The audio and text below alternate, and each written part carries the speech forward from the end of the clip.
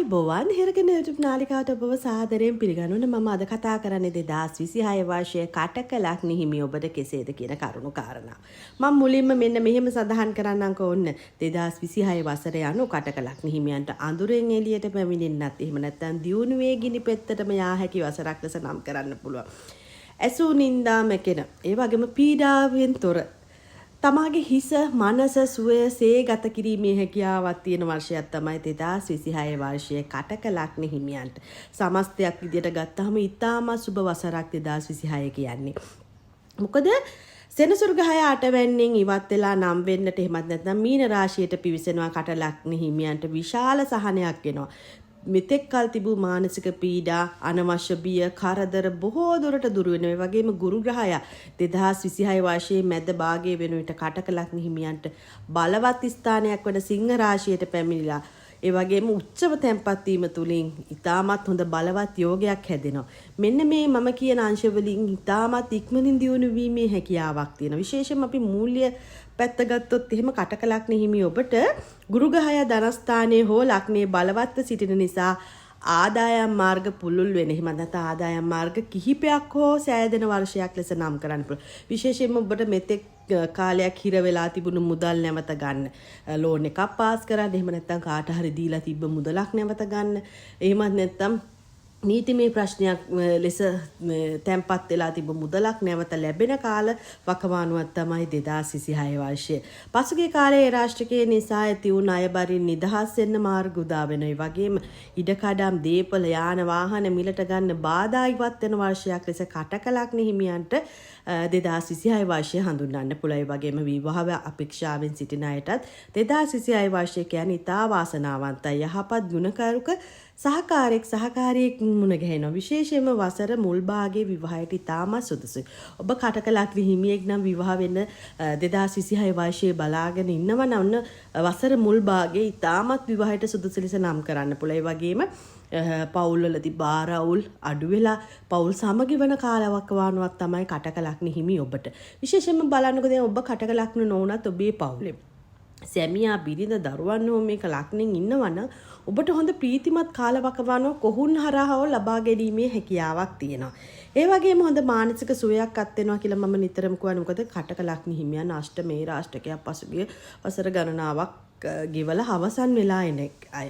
ඒ නිසා මොහුන්ට ආපු නිന്ദා අපහාස මැකිලා හොඳ සුවසේ නිින්ද ලබා ගන්න පුළුවන් කාලවකවානුවක්. හිතට සැහැල්ලුවක් ලබා ගන්න පුළුවන් කාලවකවානුවක්. ඒ වගේම දීර්ඝකාලීනව නිදන්ගත රෝග වලින් පීඩා විඳින අයගේ පවා රෝග තත්ත්වයේ යථා තත්ත්වයටපත් වීමේ හැකියාවක් තියෙනවා. ඒ වගේම රාහු කේතු ග්‍රහයන්ගේ ගමන් මඟ අනුව යම් ඔය උදරාබාධ පාදයේ සම්බන්ධව ගැටලු ඇති වෙන්න පුළුවන්. එක්කෙනාගේ දශාශේෂය අනුව ග්‍රහ පිහිටීම අනුව වෙනස් වෙන්න පුළුවන්. හැබැයි සමස්තයක් ගත්තොත් ඉතා නිරෝගිමත් කාලවකවානුවක් කටකලක් හිමියන්ට 2026 වර්ෂයේදී ගත කරන්න පුළුවන්. ඒ වගේම ගුරු ග්‍රහයාගේ බලවත් වීම නිසා හොඳ ධාරණ ශක්තියක් ඉහළ යනවා. කියන්නේ මෙමරිය තමාගේ ගාව තියෙන හොඳ මෙමරිය ඉහළ යාමේ හැකියාවක් තියෙන. ඒ නිසා විභාග වලින් ඉහළ සමත් කම් ලබා ගන්න කටකලක්නේ දරුවන්ට ඉතාමත් හොඳයි. විශේෂයෙන් මේ කාලවකවානුවේ ඉතා අමාරු විභාගයන් වලට මුහුණ පාන ඔබට කටකලක් හිමියෙක් නම් ඉතාමත් හොඳින් මේ දේවල් සාර්ථක කරගන්න පුළුවන් නම් වෙන්නේ සෙනසුරු ගමන් කිරීම නිසා උසස් අධ්‍යාපනය වගේම විදේශ ගමන් සාර්ථක වෙනවා. විශේෂයෙන්ම මේ විදේශ ගමන් ගැන කතා කළොත් එහෙම පසුගිය කාලයේ ඔබ බලාපොරොත්තු වුණා වූ ගමන් ඔබට හොඳින් සාර්ථක කරගන්න පුළුවන්. උසස් අධ්‍යාපනය හෝ වේවා දීර්ඝ ගමන් එහෙම නැත්නම් පදිංචියට පවා යන අයට ස්ථීර පදිංචිය පවා ලැබීමේ හැකියාවක් කටකලක් හිමියන්ට 2026 වර්ෂයේදී පෙන්눔 කරන. ඔබ ග්‍රීන් කාඩ් එකට එහෙම අපේක්ෂාවෙන් කරන ඉන්න කෙනෙක් නම් ඔබට 2026 වර්ෂයේදී එය මල් පැල ගැන්වෙනවාම තමයි. ඒ වගේම 2026 වර්ෂයේ ඔබට ඉතාමත් සතුටින් නිදහසේ ගත කරන්න පුළුවන් කාලවකවානුවක් ලෙසත් නම් කරන්න පුළුවන්.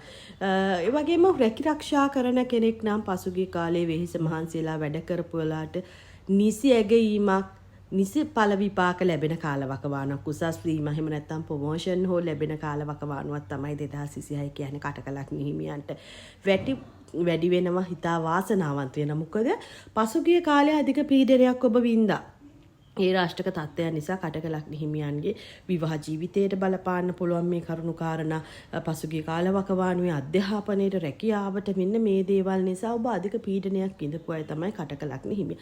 ඒත් කටකලක්නි හිමියන් ඉතා ප්‍රබල චරිත වෙනවනේ. මොකද කටකලක්නි හිමියන් ලේසියෙන් වටන්න පුළුවන් චරිත නෙමෙයි. මොහුන් දෙයක් වරදින්න තව දෙයක් හොයාගෙන කරන ලක්ෂණයක් තියෙන අය. ඒ නිසා මෙන්න මේ 2026 වර්ෂය කියන්නේ නිකන් ඔන්න හොඳයි කියලා මට හොඳයි ඒ නිසා මම මුකුත් වැඩි කරන්න ඕනේ නැහැ කියලා ඉන්න එපා. මේ 2026 වර්ෂයේ පුළුවන් තරම් වෙහෙස මහන්සි වෙන කටකලක්නි හිමි ඔබ. එතකොට ඉදිරි වර්ෂය පවා ඔබට ඉතා හොඳින් සාර්ථක කරගන්න පුළුවන්. මොකද 2026 කියන්නේ සාර්ථකත්වයේ ගිනි පෙත්තටම යන්න පුළුවන් වර්ෂයක් කටකලක්නි හිමියන්ට. ඒ නිසා පුළුවන් තරම් තව තවත් වෙහෙස මහන්සි වෙලා තව තවත් කැපවීමෙන් ඔබ දෙයක් කළොත් ඔබට ඉතාමත් හොඳ ප්‍රතිඵල ලැබෙනවා.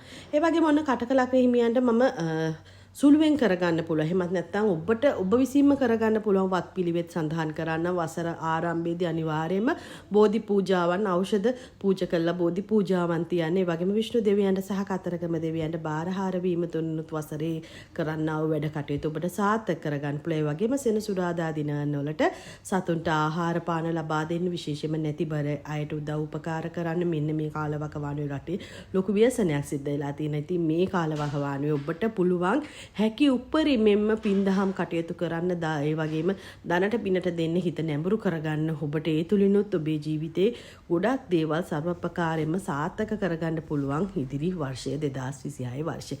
ඉතින් මෙන්න මේ කරුණු කාරණා තමයි ප්‍රධාන කොට මේ කටකලක්නි හිමියන්ගෙන් පවසන්න තියෙන්නේ 2026 වර්ෂයේ කෙසේද කියන එක. ඉතින් ඉතාමත් හොඳ සුබ කාලවකවානුවක් ලෙස නම් කරමින් කටකලක්නි හිමියන්ට ජය වේවායි කියලා ප්‍රාර්ථනා කරමින් මම නිහඬ වෙන ඔබ සියලු දෙනාටම ආදරණීය විශ්ව මාතාවගේ පිහිට උපකාරය නිතරම ලැබේවායි කියලා මම ප්‍රාර්ථනා කරනවා. තිරුවන් සරණයි.